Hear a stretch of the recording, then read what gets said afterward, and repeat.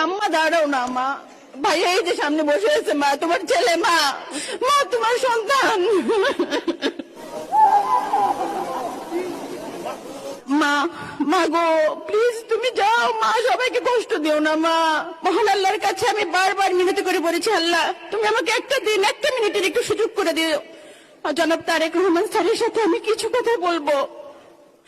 আমার ভাই মোহাম্মদ মাজহারুল ইসলাম রাসেল, সে জগন্নাথ বিশ্ববিদ্যালয়ের ছাত্র দলের নেতা ছিলেন।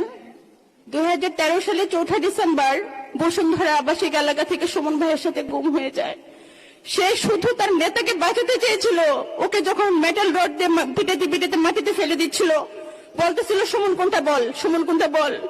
ও মার খেয়ে পরে মাটিতে লুটে পড়ে বলে নাই এই যে সুমন। ঠিক তেমনই ভাবে 13টা বছর ধরে আমার বাড়ি হচ্ছে শেরপুরের নকলা উপজেলাতে। আমাদেরকে ঠিক এমন ভাবে অত্যাচার অবিচার করা হয়েছে। বিএনপি কেন করিস তোরা? আমরা বিএনপি ছাড়ি নাই, আমরা ছেড়ে যাই নাই। আমার 2 ভাই 1 বোন। আমার শুধু একটা কথাই কানে বাজে, আমি যখন ছোট ছিলাম আমার ভাইয়ের সাথে আমার এতটা খুনসুটির একটা সম্পর্ক ছিল। আমি রাগ করলেও বলতো বাবার চোখের মনি নয়, সোনার খনি নয়, ভাইয়ের আদরের ছোট বোন। স্বাধীন বাংলাদেশে আমরা নিঃশ্বাস ফেলতেছি। আমি শুধু সেই দিনটার অপেক্ষায় আছি। এই ফ্যাসিজমবাদ বিদায় হয়েছে, হয়তোবা তারা আমাদের সাথে বাংলাদেশে স্বস্তির নিঃশ্বাস ফেলতে পারত। কত স্বপ্ন ছিল তাদের, হাজারো জনতার উচ্ছ্বাসে তারা একাত্মতা প্রকাশ করত।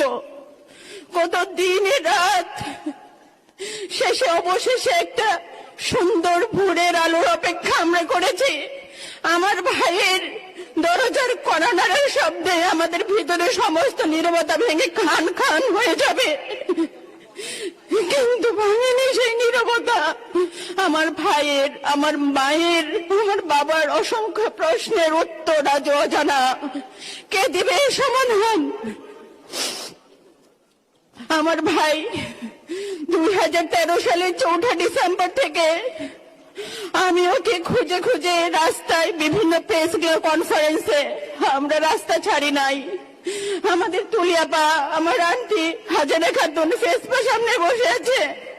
আমার মা এসেছে শেরপুর থেকে, তার 2 চোখে অন্ধ হয়ে গিয়েছিল। একটা চোখ অপারেশন করে ঠিক হয়েছে, আর একটা চোখ ঠিক হবে না কখনোই। আমার মাকে আমি বলেছি আম্মা তুমি এসো না কষ্ট করে, বলে মা তুমি কি বলো।